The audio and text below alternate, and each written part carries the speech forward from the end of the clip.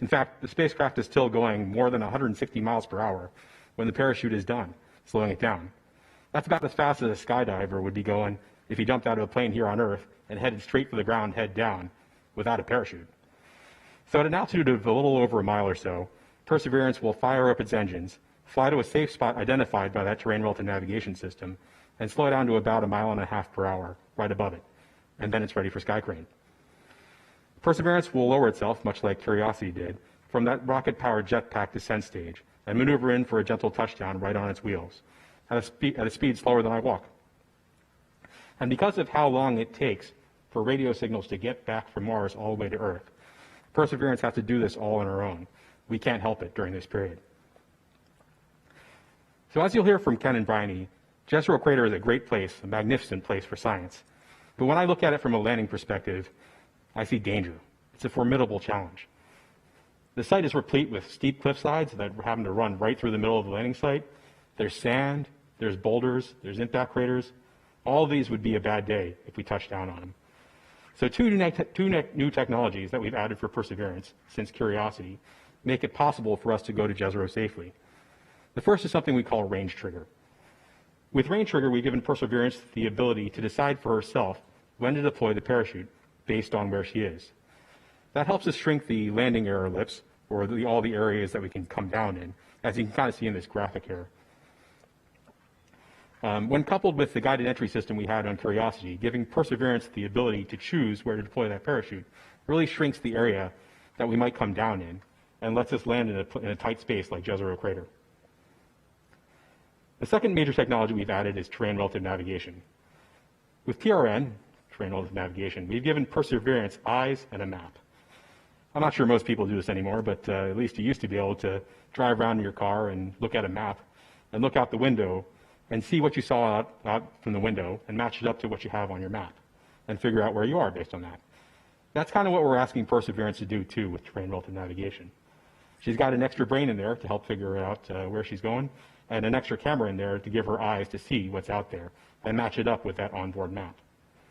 Once she's figured out where she is, she can fly to a safe spot nearby.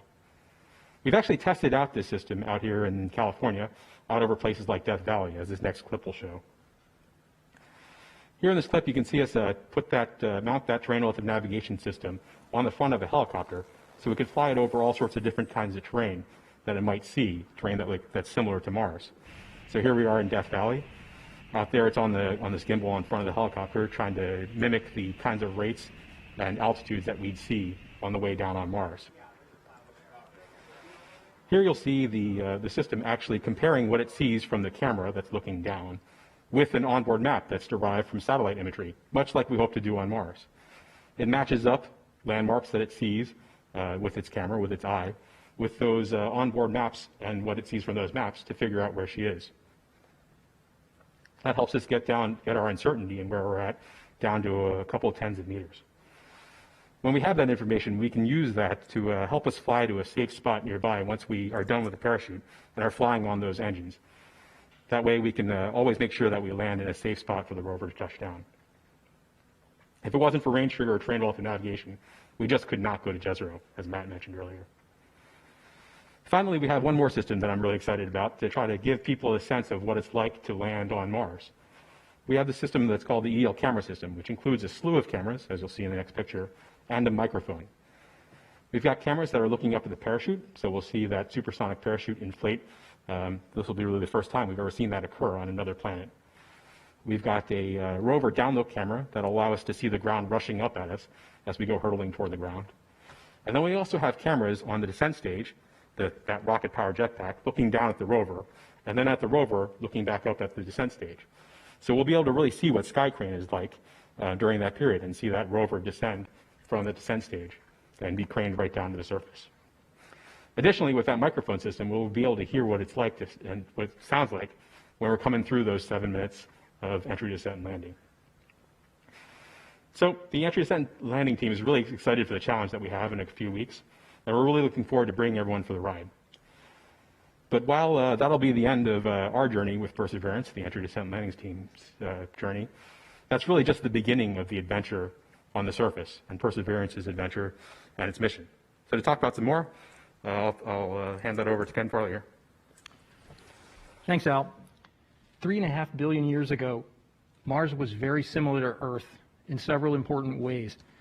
It had a substantial atmosphere, it had lakes and rivers on its surface, and it had habitable environments, places where organisms that we know about on Earth today could have thrived. These are the only habitable environments that are known. The central focus of the Mars 2020 mission is to explore one such environment and to see if it hosted Martian life. We're going to Jezero Crater. I much appreciate the efforts of the engineering team to get us to a dangerous landing site. It is a spectacular landing site. It once held a lake, and what we're going to do as soon as we get there is to explore the rocks that were deposited in that lake for biosignatures, for evidence of ancient life. The best and most promising samples will be collected into sample tubes that look like this. And I'm really happy I can show this. This is a truly elegant piece of hardware, and it's also beautiful. We will collect the samples directly into tubes like this, and they can be brought back to Earth by a future mission, which will allow scientists to analyze the samples in them using the full arsenal of capabilities that exist in terrestrial laboratories. Mars 2020 is the first mission which explicitly is seeking the signs of ancient life, and the first mission in which samples will be located and packaged for return to Earth from another planet. It's also the first mission in which a significant part of the science team was selected specifically to represent the interests of the future. And that's because the samples will return to Earth sometime in the 2030s, and as Lori said, they will be analyzed for decades after that. And what that means is that the scientists that are presently on the Mars 2020 science team are unlikely to be the ones that analyze the samples. The scientists who will analyze these samples are in school today. They might not even be born yet. And so it's important to understand that Mars 2020 is going to be doing its mission over the course of the next few years, but it is also a serious investment in the future of our science. I have the first graphic.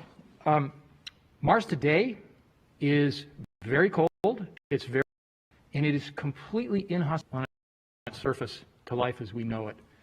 The lake that once existed in Jezero is long gone, and here's what it looks like now. I love this image because it is so easy to see what's going on if you look closely. What you see in this image, in the background, the hills, that's the rim of Jezero Crater. And I hope you can see the canyon that is cut through that rim. That canyon was cut by a river that flowed onto the floor of Jezero Crater and deposited that large delta when it hit the slack water of a lake. That delta tells us absolutely clearly there was a lake here. This was a very large lake. It was about 30 miles across, which is about the size of Lake Tahoe. And it was hundreds of feet deep. And I should point out for scale in this image, the crater about in the middle of the image, that is about 1 kilometer across. It's a very useful marker for us. So we will land, and we will have to check out the rover. It'll take some time to establish that the rover has arrived after its long and dangerous journey with everything functioning properly.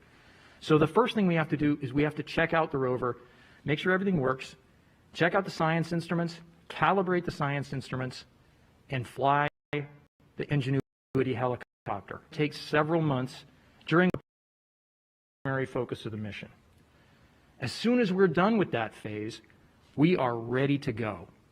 And what we will do then is explore the geology, which means we will look at the rocks that were deposited in this lake and its surroundings to understand what they tell us about the history of the planet and especially about the history of this habitable environment. And then we will use the very powerful instruments on the rover to look for biosignatures, to look for these leavings of ancient life. And we will collect about 40 samples into the tubes that I just showed. And ultimately, these will be transferred to the follow-on mission that can bring them back. The team has been studying this site for quite a few years now, And what we've come up with as a possible traverse is shown in this image here. And as I said, we don't know exactly where we're going to land, but it is likely that we will relatively quickly move on to the green line that you see here. This is a pathway that connects together all of the different habitable environments that we think existed within this lake and in its surroundings. You can see that we will drive up onto the delta and explore the features in the delta, and then move up to possible shoreline environments, and you'll hear more about those from Bryony in just a minute. And then we will climb up the crater rim, and just for reference, that crater rim is several thousand feet high. So it's important for me to point out this is a very ambitious undertaking. I sometimes call it an epic journey. It is about 15 miles long, so this is a long traverse. It'll take many years for us to do this. And the reason we do this, though, is that this will allow us to come up with the best possible set of samples to be brought back to Earth to answer the major questions that we have about Mars and about life. What would a Martian biosignature look like? Well, it might look like this. This is a stromatolite. It is a biosignature of microbial life. Such biosignatures are the oldest undisputed evidence of life on Earth.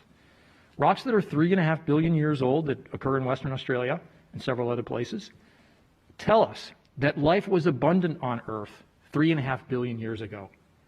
And they tell us that life at that time was only microbial. There was no complex life at that time. And that's important because if we use Earth as an analogy to what to look for on Mars, we should not be looking for things like fossil teeth or fossil bones or fossil leaves, because life took too long to develop those kind of capabilities to be present in the rocks at Jezero Crater. So we will look for stromatolites, and I particularly like stromatolites because they can be large enough that you can see with your eyes. We can see with the cameras on the rover. That will allow us to locate them in this very large study environment. We also have capabilities on the rover to study the rocks microscopically in a very small patch to look for structures at a much smaller scale that could have been produced by microbial life. And we have the ability to detect and map organic matter. And of course, organic matter is important because all life as we know it is made out of organic matter. So those are the kinds of ways that we will try to identify ancient biosignatures on Mars. People often ask, what is the likelihood that we will find evidence of ancient life? What is the likelihood that life existed on Mars? And of course, we don't know the answer to that. But I'd like to point out that those rocks that are 3.5 billion years old on Earth that have biosignatures in them, that have stromatolites in them, were deposited by microbes in the bottom of shallow lakes and seas. The Perseverance rover is about to land in a former lake 3.5 billion years old. This is a tantalizing similarity. It would, of course, be a fabulous scientific discovery to find that life existed beyond Earth. It would also be a very important discovery for humanity in general. We all know that this is one of those questions that people have pondered for a long time. It's also important to understand that even if we don't find evidence of life, that's important too. It's important because it seems that all habitable environments that have been studied in detail are inhabited. If we do a deep exploration of Jezero Crater with the rover and its instruments, and with the samples when they come back to Earth, and we find no evidence of life, we will have shown that in at least one place there is a habitable environment that is not inhabited. That would be a unique and important scientific discovery if that's what we find. It would tell us something important, that habitability alone is not sufficient, that something else has to be present, some perhaps magic spark that causes life to occur. And we'll need to think about that as we consider other potentially habitable environments in our solar system and also in the very large number of extrasolar planets that likely exist in the habitable zone. So now I'd like to turn it over to Bryony Horgan, who is a member of our science team. She's going to tell us more about the Jezero crater environment. Great, thanks, Ken. Yeah, so this first image you're seeing on the screen, this is an image that you would see of Jezero if you were flying over it in an airplane or landing on it in a spacecraft. This is kind of the view that Perseverance will see with its cameras during descent. And I think it's a really nice illustration of what Ken was talking about, that Mars today is this cold, dry, and inhospitable place, but that there's really clear evidence on the surface that it did, and that's the delta in Jezero. So you can very clearly see the river cutting through the crater rim and depositing this delta on the crater floor. And, you know, one of the things I love about being a geologist, at least pre-COVID, was the ability to get in a plane and fly over the United States and look down and imagine what the surface looked like millions of years ago based on what I could see. And in this image, I mean, you can do that, right? You can start to imagine what Jezero used to look like, but billions of years ago, 3 to 4 billion years ago. And the reason we can do that, and the reason we're hoping to do that even better on the ground with Perseverance, is because the geology in Jezero crater is so exceptionally well preserved. You know, it's very clear that the delta was formed at a time so long ago when Mars was warmer and wetter and more hospitable to life. And in fact, the delta itself is one of our first targets in our search for ancient life. And that's because as deltas form and rivers travel across the surrounding landscape, you have all this, you know, rain and the rivers transporting any kind of organic or biological material into the lake. And those organic materials get concentrated in the bottom of the lake in the muds. And we think, based on looking at orbital data of the delta, that those muds that could contain signs of organic materials and life are actually preserved at the base of the delta, at the cliffs in the front of the delta in Jezero crater. But there's more to Jezero than just the delta itself, and you can see that in this image it's shown now with all these beautiful colors. And so these colors are not what you would see with your naked eye looking at Jezero.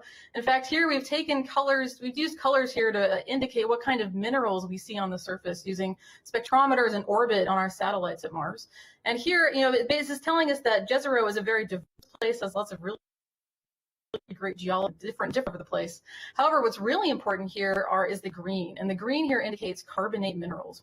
Now, carbonate minerals are important on Mars or on Earth because they form when carbon dioxide in the atmosphere interacts with water and rocks and then precipitates out these minerals. On Earth, we see them all over the place. They're one of the most common deposits you get out of lakes and oceans, and so we're excited to find them on Mars. They tell us that water was once present at the surface.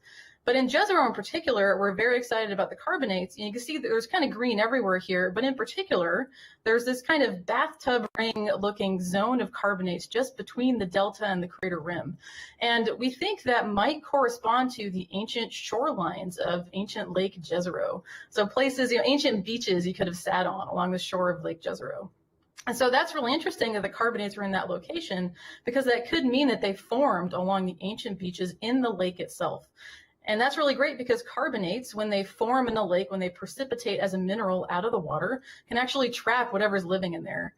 And so in this next image, you can see an image of, you know, what we think ancient Lake Jezero might have looked like. Of course, this is back on Earth. This is a place called Lake Salda in southwestern Turkey. And here, this is a lake that we think is chemically very similar to what ancient Lake Jezero might have been like. And you can see it's this beautiful blue lake. But what's really interesting are all these weird looking boulders at the very front of the image. These sort of novel looking boulders are actually covered in microbial mats. These are actually modern stromatolite-like boulders that are forming today due to interactions between microbial mats, you know, microbes living in the lake, and the minerals, the carbonate minerals that are precipitating out of this lake. This is the kind of thing we hope to be able to find in Jezero crater. So in the next image, you'll see a view, you know, just turning to the right, looking away from those stromatolite-like forms, looking down the shoreline of Lake Salda. You can see all these beautiful white carbonate minerals. And again, this is what we hope we'll find in that kind of green ring you saw just by the rim of Jezero crater. We hope we'll find preserved ancient beach deposits. And in fact, in this image, in the upper right, you can see all these big white cliffs. Those are lithified beach deposits from when the lake level was a little higher. And we hope we'll find those exact same things in Jezero crater, and that Perseverance can actually rove along these ancient beach deposits looking for signs of ancient life trapped in these carbonate minerals. Okay, so that's why we're so excited about Jezero Crater, because it has so many different ways that it could preserve signs of life. So what will we actually see once we land? Well, here's a great video showing the kind of perspective view we might get from the rover. This is, say, imagine if we landed on the crater floor in front of the delta. And so the cliffs you can see in this video are actually the front of the delta. And that, again, will be one of our first targets to look for signs of organic material and other signs of life in the lake bottom muds preserved at the front of the delta. And, you know, we might land on the delta. That's also a possibility, but then we'll end up with a fantastic view looking out over the crater floor. You know, either way, we're going to have, we'll be landing on just amazing rocks and be able to do fantastic science right away. So on the science team, we are incredibly excited to actually get on the ground and start doing fantastic geology. All right, thanks, and I'll send it back to you, JPL. Thanks, Bryony. We are now ready to take media questions. Remember to press *1 to get put in the queue, and please direct your questions to one of the panelists. We're also taking questions through the Countdown to Mars hashtag. To start is Bill Harwood from CBS News.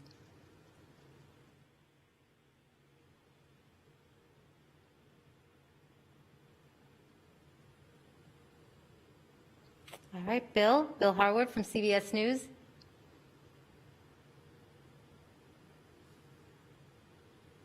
All right, we're going to move on to Marina Corin from The Atlantic. Marina, are you there?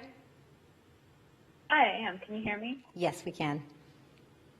Hi. This is a question to whoever wants to talk about ingenuity. What lessons are you taking away from the failure of the mole on InSight? The mole and the helicopter are obviously very different instruments, but they are a little similar in that they are more on the experimental side and doing things that haven't been done on Mars before. So what have you learned from what happened with the mole? Well, let's see. I could talk certainly about ingenuity and how we're approaching it as a technology experiment. I'm not the right person to talk about the InSight mission, frankly, but I will say, as I said, I think during the initial opening comments, that when we take on these new technologies, that's why we're taking them on, because they're new, because they're difficult, because we haven't done them before. The helicopter ingenuity it's a high-risk, high-reward endeavor. It's something we have not tried, and there's always going to be some probability of an issue, but that's why we're doing it. We'll learn from the issue if it occurs. I think when we do develop these systems, we put a lot of thought into what we need to do to test them here on the Earth, and Ingenuity is a great example of that. We flew this helicopter in Mars-like atmospheric conditions in our chamber many times during the initial development and during the final activities, trying to get it ready to fly. We did a lot of work to verify that this hardware was going to survive that very difficult Martian environment. The thermal cycles are very punishing on electronics and hardware, and so we test that hardware before we send it to Mars. We look at things like dust. The dust on Mars is very fine. It's like talcum powder, and it can get into our mechanisms, including the things that type of mechanisms that Ingenuity needs to fly. So we work hard to test and look at all those environments and all those risk factors.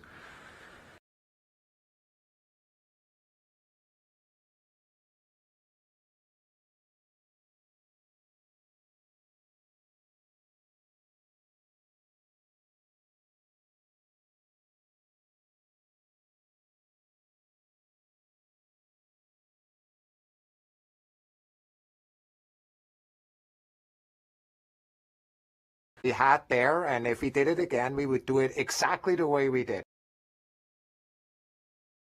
it. And it's for the very reason that Matt just talked about, and that is that it's a perfectly good question that was asked with all the information that was, known at this time, with all the testing that was there, and once we landed successfully with the full commitment of the entire team trying to make it work, and in fact, in this case, finding that the physical properties of that soil right there where we're trying to, where the mole is trying to hammer itself down, were not the same as we've seen before in other cases and in other places on Mars. And so we tried everything we could, and after trying everything we could think of, we said the experiment is over. We learned a lot, and trust me, the next time we want to go back with a similar type of experiment, of course we want to try again. And we're really excited once the European rover launches in a year or so. They will also have kind of a way to get below the ground. So we look forward to what they're learning from that. We'll learn from these experiences. And just like Matt said, this is exploration. Those are the characteristics of exploration. What will we learn about ingenuity? There's some environmental factors we don't fully know. We've never really experienced that at the level of a flying system. But the point is, we have all the data from the surface of Mars in our that is known to humanity in our databases, and from various missions. And I just like Matt said, everything that could be done was done with this particular vehicle to make it successful. So we look forward to it. Thank you. And it appears that Bill Harwood from CBS News is back on the line. Bill, can you hear us? Thank you very much. That was a mistake on my end. I just wanted to follow up something with Ken Farley, if I can, really briefly. You were talking about the possibility of negative results. You don't know if you'll find any biosignatures, but are there any practical implications to that? And what I mean is, you'd still send the landing craft, I assume, to pick up cache samples, even if you didn't see any obvious biosignatures. But would a negative result in any way, while it has scientific value, would you worry that that might impact political support, ongoing support for additional missions down the road, given the high cost and other targets in the solar system that some might want to explore? Thanks. Yeah, I don't think we should expect a definitive answer of the type that I was offering from the instruments that are on board the rover. The kinds of capabilities that are required to make a definitive assessment, was this habitable environment, not inhabited? The kinds of instruments that are required to do that are the kinds of instruments we have on Earth. That's why sample return is necessary. So we generally suggest that we have the capability to detect potential biosignatures, things that might be biogenic, but it will be very hard for us to prove that. So I don't think the absence of something that we can wave in our hands and say we have found evidence of life, I don't think that should be considered at all a necessity for sample return. Thanks, Ken. Up next, we have Mike Wall from space.com. Thank you all. Dan, this one's probably for Matt. Could you just give us like an idea of what the next 3 weeks are actually going to be like for you guys as you prepare for the EDL? Is everything pretty much set now, or are there lots of sort of preparatory tests that you need to do, lots of checkouts that you need to do to sort of get ready for that? Thanks. Yeah, I can say a few words, and I think what I'll do is I'll turn it over to Al Chen to say a few words. For me personally, I'm going to get a haircut because we haven't been able to get a haircut for a long time in Los Angeles. So that's one thing I'm going to do. I think, the team has a number of well-understood sets of activities that they need to get through on the vehicle. And I think Al is the best person to go ahead and talk us through some of that. Sure, Matt. Right now we're finishing the last tests, really, of all the EDL hardware, the last checkouts we have before landing. So we're finishing up that this week. Next week, we're going to do what's called a cold boot.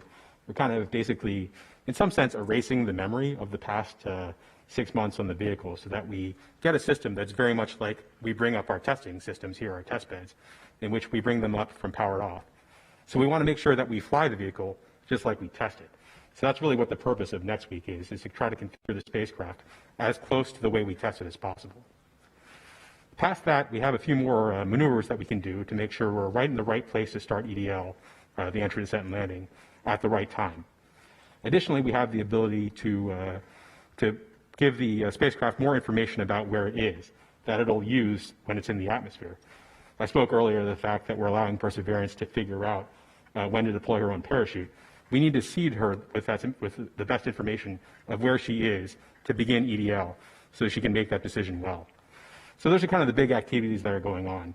basically in that last week, it's all about making sure that we're all primed and in the best position to succeed, almost literally, for EDL. Thanks, Al. And up next is Steve Gregory from KFI.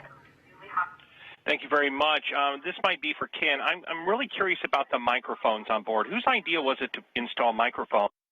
And what exactly is it you hope to learn from microphones? Thank you very much.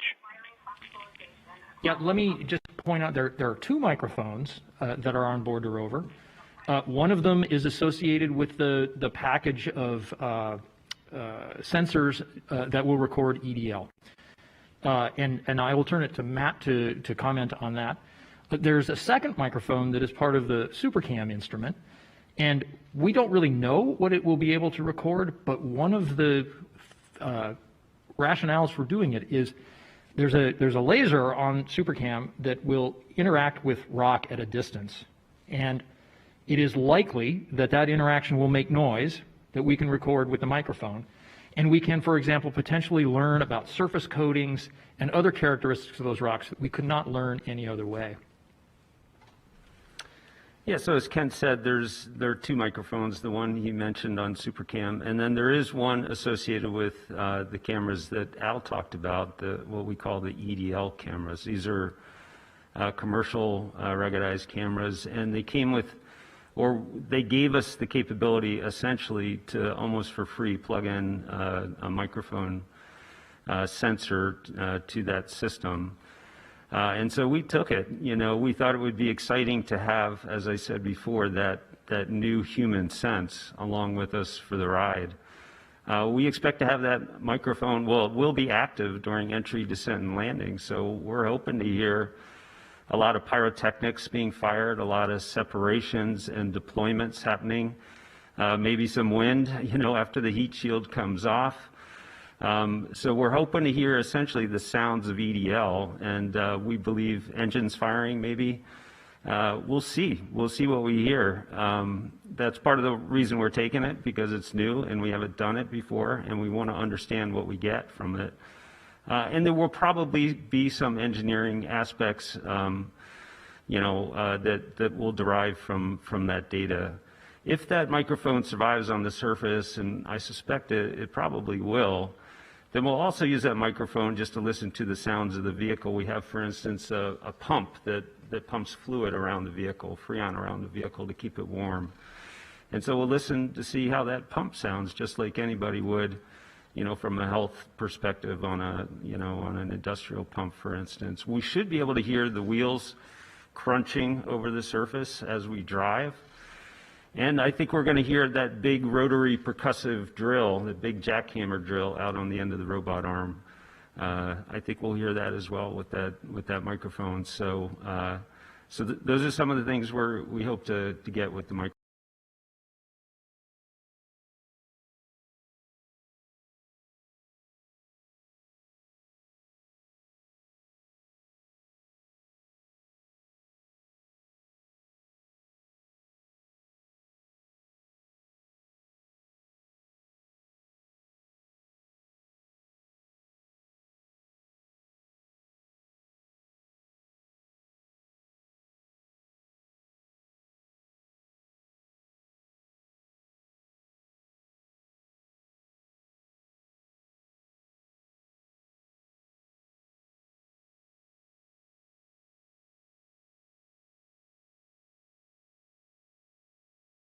As we drive. And I think we're going to hear that big rotary percussive drill, the big jackhammer drill out on the end of the robot arm. I think we'll hear that as well with that microphone. So, those are some of the things we hope to get with the microphone. Modern cells, we could likely detect them with the instruments that we have, but we would not be able to tell that they were alive.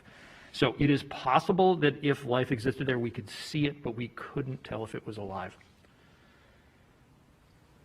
Thanks, Ken. We now have the phone lines. Paul Brinkman from UPI. Paul, can you hear us?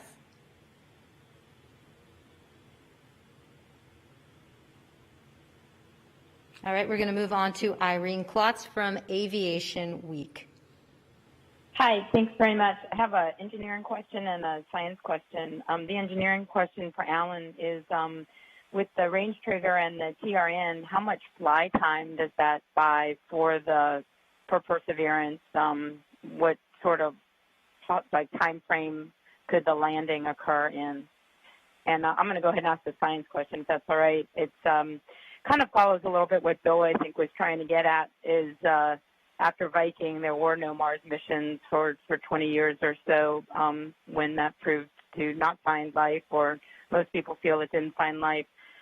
Maybe Ken or anyone else, can you put into context the experiments that are going to be done with Perseverance in light of what was done with not only Viking, but also all the scientific discussion about the ALH 8401 meteorite? Thanks.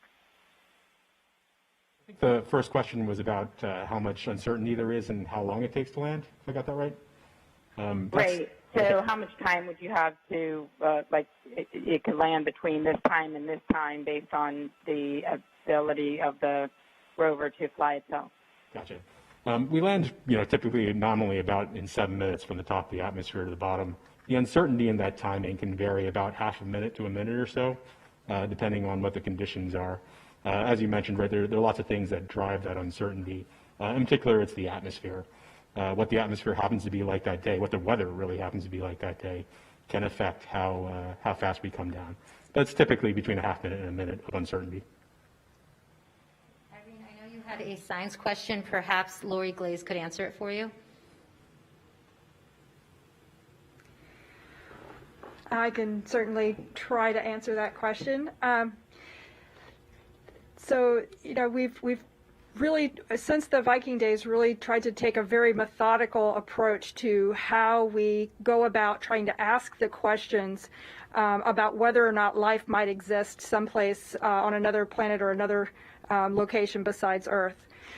We've taken a very, very, as I said, methodical approach, first starting with trying to follow the water on Mars, trying to understand just what the environments were like on Mars in the past and today, and that evolution over time, trying to understand just when the water was present, in what quantities, whether it was liquid on the surface, was it acidic, was it a more benign type of water that might be conducive or similar to the types of water we have on Earth that were conducive to life.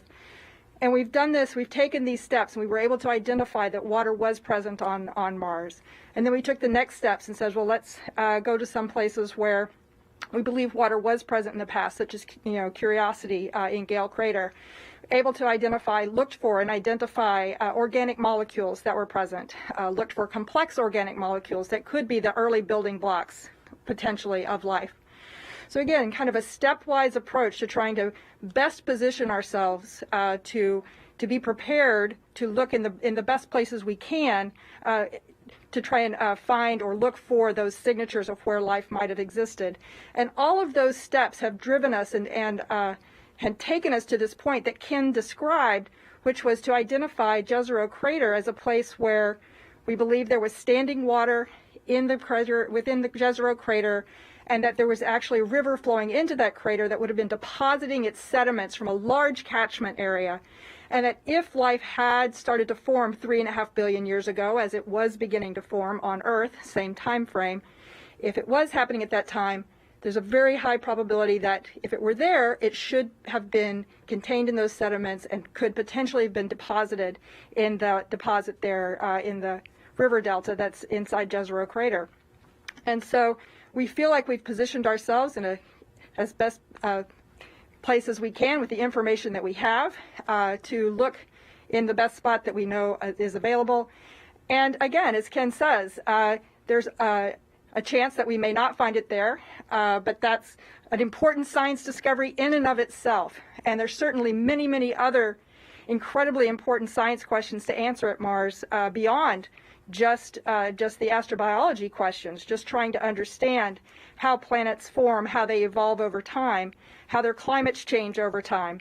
And so I think Mars is an incredibly compelling destination for many, many reasons, and I fully expect us to continue that exploration well into the future.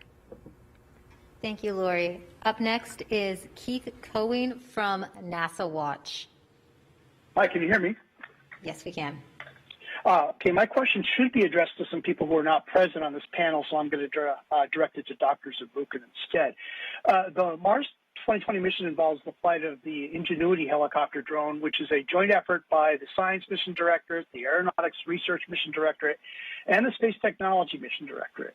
We just heard a quote from the new vice president, and I'm wondering, at a time when this new administration talks about a, quote, whole of government approach, one would think that the whole of NASA would be using their various outreach tools to talk about this helicopter and the overall mission. Yet you don't hear anything from the Aeronautics or Technology Mission Directorates, and their audiences aren't hearing about this.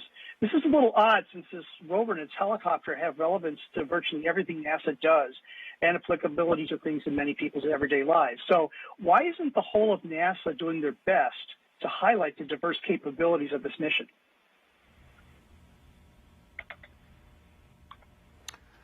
Hey, thanks so much, Keith, for the question. As always, you're one of the best experts at looking at how we communicate and also helping us kind of identify places where, in fact, we can get better. But let me just talk about this experiment.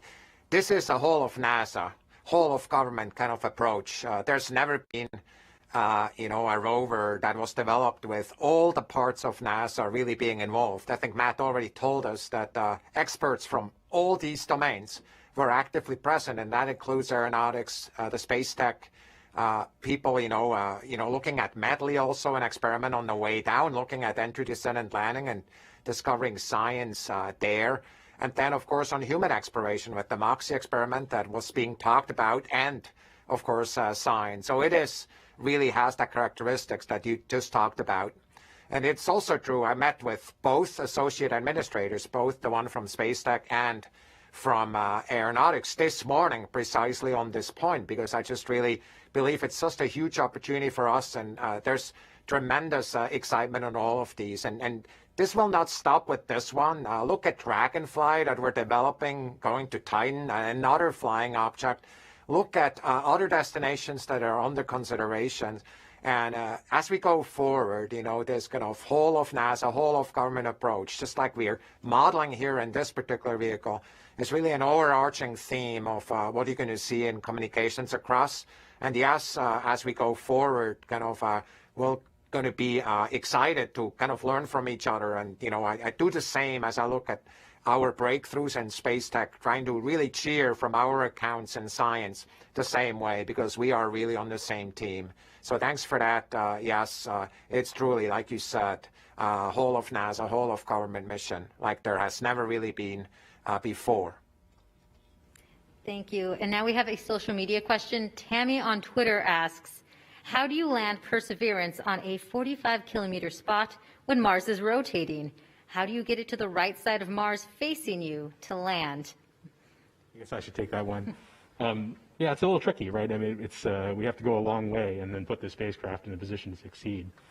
I'm not quite sure what the best way to answer your particular question is, except to say that we're essentially targeting a particular position for Mars to kind of hit us.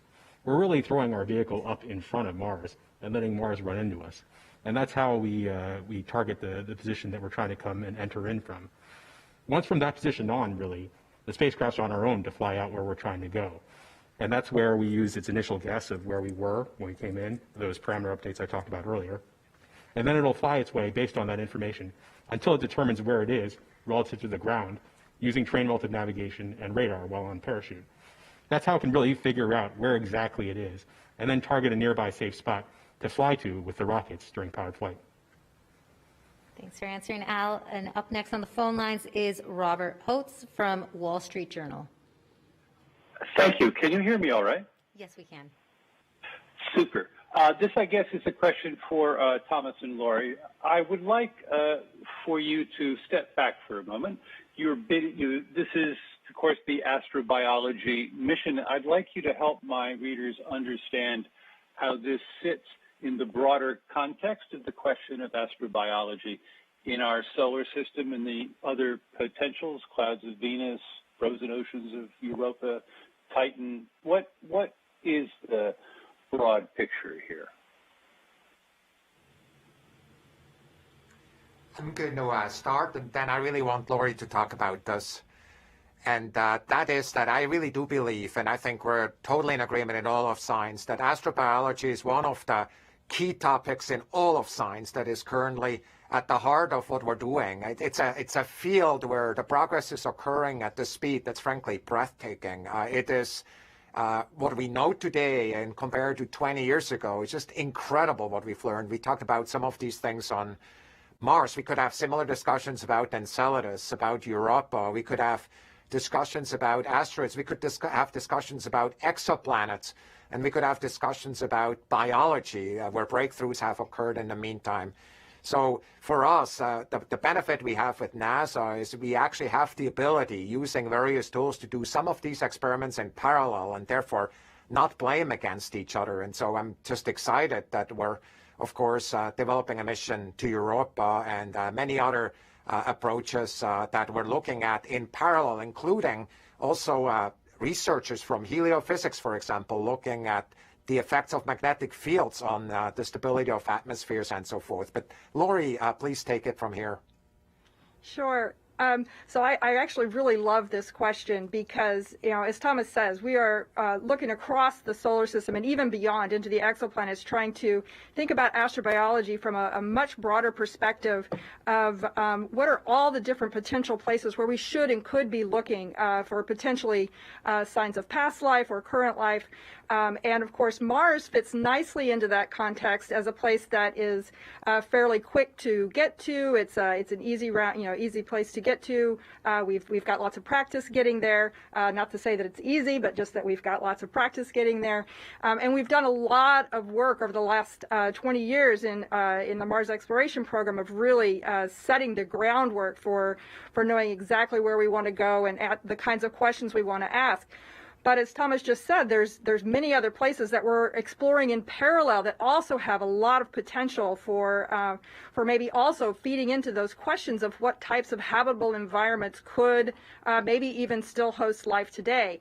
Thomas mentioned Europa. We have a mission that's being planned now to launch to Europa in 2024 that's going to map out the surface of Europa and help us better understand how thick is the ice shell and is there potentially the ocean beneath that might sustain a life. And other destinations like Titan, which the Dragonfly mission we talked about just a little bit ago, is going to fly a rotorcraft to the moon of Saturn, Titan, also looking for organic molecules and potentially environments that could have been habitable at some point in time. And so all of these efforts are going on in parallel, really each one different types of environments, all trying to answer those important questions about what types of environments could host life and what environments may even still host life today. Thank you. We now have Jonathan Amos from BBC London on the phone. Hi, thanks for doing this. I was just looking back at my reports from the Curiosity landing, and I think the post-landing analysis showed the rover came down about a mile from the notional bullseye. And I'm wondering if you'd had range trigger and terrain relative navigation back then, how much of that error could have been reduced? I'm just trying to get a sense of how much more accurate Perseverance will be.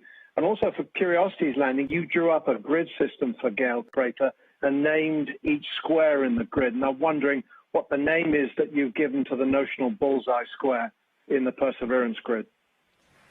I guess I'll take the first part of that. It sounded like you were talking about the fact that we actually overshot just a little bit. Still well within our ellipse, but overshot a little bit on Curiosity.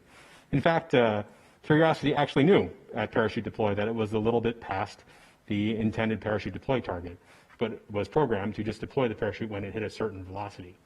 That's what's different this time with range trigger, is that once we're in a safe velocity range to deploy the parachute, it'll look at where it is, the range, and decide whether it needs to wait a little bit longer to deploy the parachute or it's hit the right place. So if we had had range trigger on Curiosity, we would have been able to eliminate a large part of that error that we saw at touchdown. So I guess the next question was what's the bullseye named these days? I'll toss that over to Ken. Yeah, let me help if you're not familiar with this. The scientists choose names for all of their targets that we study from the rover. We have a list of names, and they're actually pulled off of existing terrestrial maps. And we are following a protocol where our names will come from national parks and preserves around the world. And I believe the most likely place we will land is called Tamanfaya, which is a national park in Spain. I think it's in the Canary Islands. Thank you, Alan. Ken. Up next, we have a social media question. Bryony, I think this could be for you. An average American on YouTube asks, are you going to study the surface of Mars? I heard there might be water down there. Oh, that's a great question. Yeah, so, we're looking for signs of ancient water mostly on Mars. Whether or not there's lots of water, liquid water on the surface today is still an open question and one we're trying to understand, in terms of understanding modern habitability. But as, Ken talked about earlier, this mission is really about looking for signs of ancient water. And we know from all of the missions that have come before this that there was lots and lots of water on ancient Mars billions of years ago. And so that's really what we're targeting, is things that could have lived in those ancient watery environments. Thank you. Now we have the phone lines open again to Jeff Faust from Space News. Good afternoon. A question, I think, probably for Al Chen. I'm curious what sort of telemetry you're getting back in real time, effectively, during entry, descent, and landing itself. You talked about having a lot of these cameras on various parts of the spacecraft during reentry. I'm curious how much of that you'll be able to see live in effect as it lands. And a related question is, during previous landings, some of the most iconic scenes were in mission control and the celebrations during successful landings. I suspect with COVID it's going to be a different scene there. I'm curious how different mission control will look for Perseverance's landing versus previous landings. Thanks. Okay, I think I could take those. Let's see. The first question was about EDL communications and what we'll have in real time. Much like Curiosity, we are sending some signals directly back to Earth. Those are what we call X-band tones. You can think of it like a piano with 256 keys, and we use each of those keys to mean something different. So we'll have those pretty much throughout EDL until about a minute before touchdown, about time right before or right after backshell separation. Unfortunately, then, based on the geometry, Earth will likely set below the horizon of what the spacecraft can see from Mars. So we'll have those tones, up to about a minute before touchdown or so. Second, we have telemetry coming through the Mars Reconnaissance Orbiter. That team has actually managed to update their software so that they can support what we call bent pipe communications. So we can send telemetry back from Perseverance through MRO to Earth in real time. There's a little bit of latency, but not a lot of latency. Unfortunately, the rate that we can support there is only about 8 kilobits per second, which if you had dial-up like me, I'm dating myself a little bit, but is really slow. It's slower than most dial-up that folks had. So we will not be able to send things like camera data or microphone data in real time. We'll have to send that all after we land. I think the next part of your question was what mission control will look like at landing. As you surmised, right, the COVID considerations, of course, mean that we have to follow various protocols as well to make sure that we keep ourselves safe and keep each other safe. So the mission control area will definitely be less densely packed than it was for Curiosity, and certainly you'll see us wearing all the protective equipment and other pieces of equipment like these dividers that will help us keep each other safe. I'll just add that like every workplace, as Al mentioned, we have to instigate those protective protocols to keep each other safe. But assuming we do have confirmation, of landing, I don't think COVID's going to be able to stop us from jumping up and down and fist pumping. So you're going to see a lot of happy people, no matter what, once we get this thing on the surface safely. Thank you. Up next is Leonard David from Scientific American. Yes, can you hear me? We can hear you. Well, great. Thanks so much for doing this, and it's quite a team. Right team for the Red Planet. I'd like to jump ahead a bit and talk about the samples coming back, perhaps 30, 31, or I think 31. Are we still talking about a containment facility for all the specimens that would be brought back?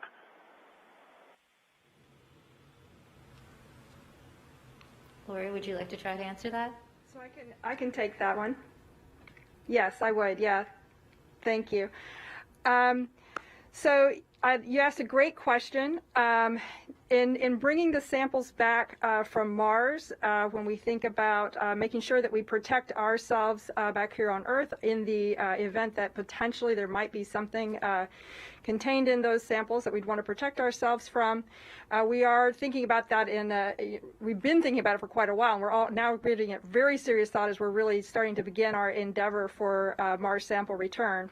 And we are, in fact, in the process of really evaluating and thinking about exactly what type of facility would be the best for containing those samples when they come back to Earth. There's still a lot of work to be done on exactly what that looks like, but we are, there's a broad agency-wide effort going on there, and we're actually bringing in expertise from other agencies as well to understand exactly what type of facilities would be best for that purpose. But yes, we're taking that very seriously. Thank you. Thank you. Up next, we have Leo Enright from Irish Television. Would be completed. Hello, Leo. Can you hear us? Yeah. It's your turn for the question.